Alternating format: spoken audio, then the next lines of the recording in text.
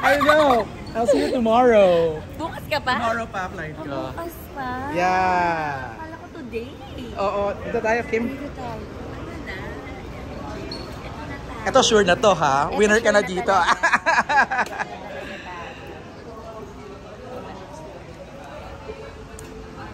Outgoing passenger Christine Bangkao, passenger Christine Bangkao, Christine documents at boarding gate 1. Another awarding ceremony, another Asian award giving body ang bibisitahin mo, Kim. Are you excited?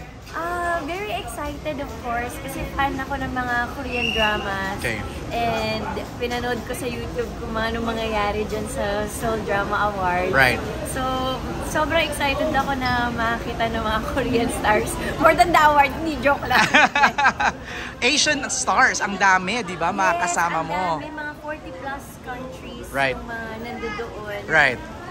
So, very excited to represent the Philippines, of course, ABS-CBN. So, nakaka-excite. Ano bang red carpet outfit ni Siyempre, mag-represent tayo ng Filipino Oh, outfit. wow! Kasi iba-ibang country. And then, ang napanalunan ko, outstanding Asian Star, Philippines. representing the Philippines. So, That's right. meron tayong mga Filipino touch. Wow! Okay. Big hit ka nung sa Content Asia, no? Talagang... Dami kong ginawa. Oo. Dito rin ba, you'll have, are you looking forward to doing and meeting a lot of people? Yes, oo naman. Patulad ng Content Asia, parang nagkaroon ng networking, yung mga ganon.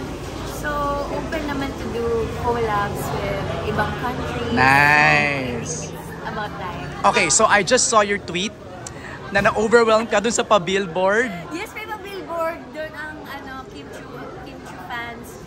May pa-billboard sa Korea. Nauna na silang magpa-billboard for me. So, I'm very happy and very grateful na may supporters talaga. Super talaga yung supporta nila everywhere I go. So, Parang sabi mo doon, naiiyak ka na. Hindi ko alam kung naiiyak ka ba. ako, hindi ko alam kung sa visa ko ba pa Korea or sa LED billboard na ginawa nila.